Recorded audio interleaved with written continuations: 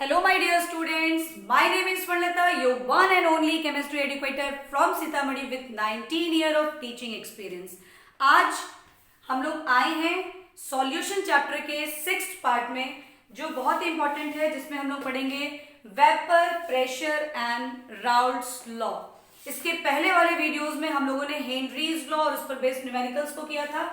अब इसके modified form यानी कि हम लोग राउल्ट्स लॉ को करेंगे। Raoult's law in two cases: when both the components are volatile, means liquid in liquid solution, and when solid in liquid solution, means when non-volatile solute is added to the solvent. क्योंकि gas in liquid का case तो हम लोगों ने Henry's law में बड़ी अच्छे से समझ लिया। अब हमारे पास दो केस और आते हैं, एक है लिक्विड इन लिक्विड और दूसरा है सॉलिड इन लिक्विड केस। यहाँ पर वेपर प्रेशर पे क्या इफेक्ट पड़ता है, तो हम लोग पहले स्टार्ट करते हैं वेपर प्रेशर टर्म से। और एक बार फिर अगर आप लोगों को ये वीडियो, ये सारे क्लासेस अच्छे लग रहे हैं तो उसको लाइक शेयर सब्सक्राइब करें और एंड तक वॉच करें, क्योंकि आपको बहुत बेनिफिट मिलने वाला है। इससे आपको कहीं कोई जाने की जरूरत नहीं है, सब कुछ आपका यहाँ पे क्लियर होगा। वेपर प्रेशर क्या है? वेपर प्रेशर हम लोगों ने 11th में ही पढ़ा था, chapter 5 states of matter liquid state में। जब कोई लिक्विड किसी कंटेनर में रखा होता है तो liquids are generally volatile in nature. Liquids generally volatile nature के होते हैं, वेपर फॉर्म करते ही हैं। तो जनरली आप देखेंगे कि इवेपोरेशन फ्रॉम द सरफेस किसी भी लिक्विड का होता रहता है। अगर इस कंटेनर को क्लोज कर दिया जाए और ये लिक्विड अपना वेपर फॉर्म कर रहा है तो एक स्टेज आएगा at constant temperature, at given temperature, जब इस लिक्विड से वेपर के फॉर्मेशन का रेट और वेपर से लिक्विड के फॉर्मेशन का रेट जो है वो इक्वल हो जाएगा। That stage is the equilibrium stage. जब इक्विलिब्रियम स्टेज अराइव होगा उस वक्त ये जो लिक्विड के वेपर हैं वो प्रेशर एक्सर्ट करेंगे on the surface of the liquid, तो उस प्रेशर को ही हम बोलेंगे वेपर प्रेशर। यानी वेपर प्रेशर है the pressure exerted by vapor on the liquid surface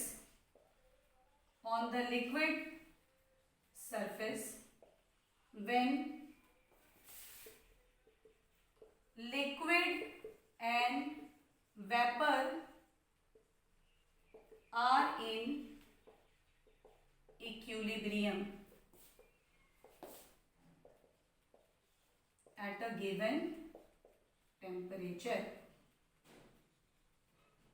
ठीक है, इक्विलिब्रियम बिल्कुल अचीव होना चाहिए उस वक्त जो ये वेपर प्रेशर एक्सर्ट करेगा। अगर आप कंटेनर को क्लोज नहीं करेंगे तो ये गैस जो है वो सराउंडिंग में चले जाएंगे, तो फिर वो प्रेशर एक्सर्ट नहीं कर पाएंगे उतना, तो उस वक्त वो वेपर प्रेशर नहीं बन पाएगा अगर गैस इवॉल्व कर जाएंगे। तो जब इक्विलिब्रियम का स्टेज होगा, लिक्विड और वेपर इक्विलिब्रियम पे होंगे, उस वक्त जो वेपर प्रेशर एक्सर्ट करेगा on the liquid surface, that is called vapour pressure at that given temperature. अब हम लोग देखते हैं कि कौन कौन से ऐसे फैक्टर हैं विच अफेक्ट वेपर प्रेशर। तो देखिए, सबसे पहला फैक्टर हमारा आता है फैक्टर्स अफेक्टिंग वेपर प्रेशर। सबसे पहला फैक्टर हमारा है nature of the liquid. Nature of the liquid यानी intermolecular force, nature of the liquid. क्या इफेक्ट पड़ता है इस नेचर ऑफ द लिक्विड का? अगर लिक्विड के बीच इंटरमॉलिक्यूलर फोर्स ऑफ अट्रैक्शन बहुत ज्यादा है तो मतलब उनके मॉलिक्यूल्स बहुत कॉम्पैक्टली बॉन्डेड हैं और उनकी जो मूवमेंट होगी वो कम होगी। मूवमेंट कम होगी तो वो वेपर कम बना पाएंगे, और वेपर कम बनाएंगे तो वेपर प्रेशर भी तो कम एग्जर्ट होगा ना, क्योंकि वेपर बनेगा तब तो प्रेशर एग्जर्ट होगा। एक बैलेंस आएगा दोनों के बीच में तब तो वो एग्जर्ट कर पाएंगे ना प्रेशर। तो जब वही बहुत कम होगा, फोर्स ऑफ अट्रैक्शन ही बहुत कम होगा, बहुत ज्यादा होगा, तो वेपर कम बन पाएंगे। वेपर कम बनेंगे तो वेपर प्रेशर भी कम होगा। इसका मतलब vapour pressure is inversely proportional to the intermolecular force. ठीक है, दूसरा फैक्टर हम लोग देखते हैं जो होता है temperature. Second factor is temperature.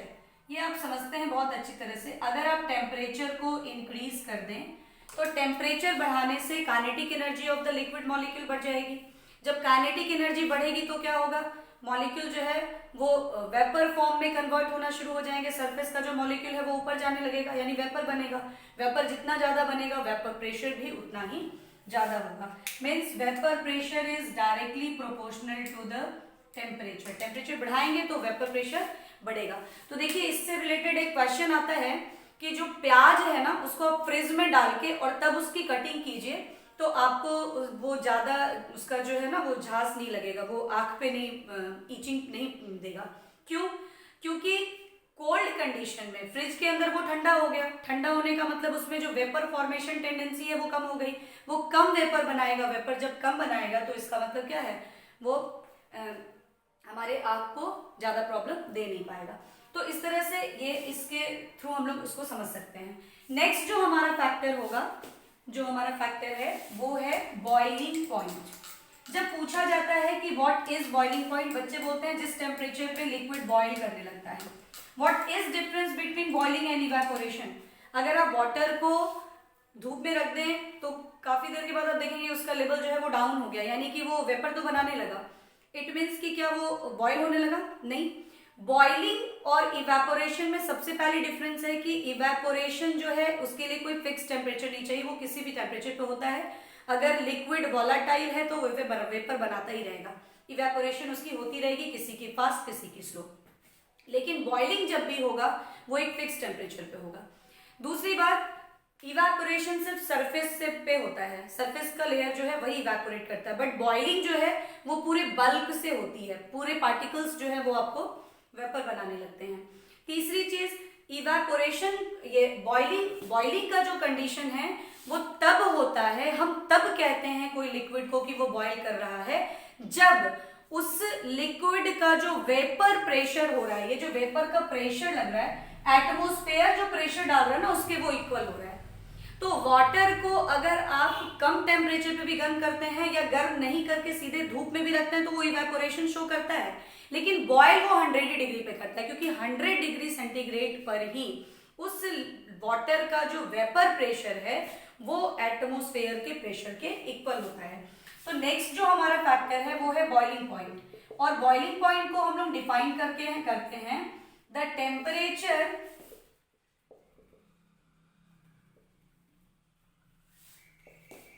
at which the vapor pressure of liquid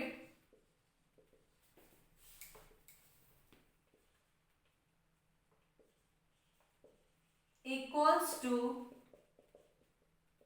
its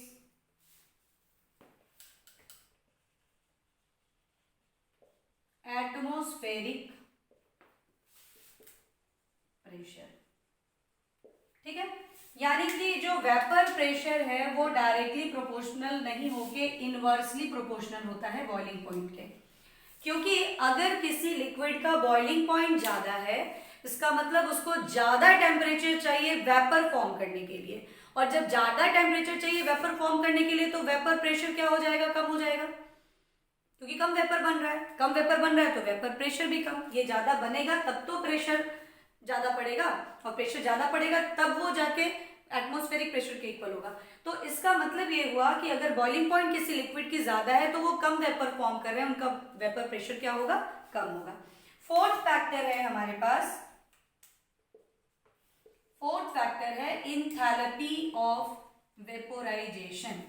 enthalpy of vaporisation, enthalpy of vaporisation होता है द अमाउंट ऑफ एनर्जी या enthalpy required to convert 1 mole of the liquid into its vapour state. 1 mole liquid को vapour में convert करने के लिए जितनी amount of energy required होती है वो है इंथैल्पी ऑफ वेपोराइजेशन। तो अगर किसी लिक्विड को वेपर में कन्वर्ट करने में ज्यादा इंथैल्पी रिक्वायर्ड होगा, इसका मतलब क्या हो गया, कि वो कम वेपर बना रहा होगा, और जब वो कम वेपर बनाएगा तो उसका वेपर प्रेशर भी क्या होगा, कम होगा। इसका मतलब यहाँ फिर से vapour pressure is inversely proportional to enthalpy of vaporisation. यानी सारे जो 4 फैक्टर्स हैं आउट ऑफ ऑल द 4, सिर्फ एक टेम्परेचर ही डायरेक्टली प्रोपोर्शनल है, बाकी सारे फैक्टर्स आपको क्या है, इनवर्सली प्रोपोर्शनल। तो ये तो हुआ हमारा वेपर प्रेशर का कॉन्सेप्ट। अब राउल्ट्स एक केमिस्ट थे जिन्होंने ये रिलेशनशिप बताया कि अगर कोई लिक्विड किसी लिक्विड में डिसॉल्व कर रहा है, means liquid in liquid solution है, या अगर सॉलिड को लिक्विड में डिसॉल्व कर रहे हैं, सॉलिड इन लिक्विड सॉल्यूशन है, तो वहां उसके वेपर प्रेशर पे क्या इफेक्ट पड़ेगा। तो राउल्ट्स ने रिलेशनशिप बताया between vapour pressure and the mole fraction of the component. क्योंकि कोई ना कोई कंसंट्रेशन टर्म हम लोग को यहाँ यूज करना होगा रिलेशन करने के लिए वेपर प्रेशर का, तो यहाँ पे उन्होंने मोल फ्रैक्शन टर्म का यूज किया। तो अभी हम लोग राउल्ट्स लॉ करेंगे।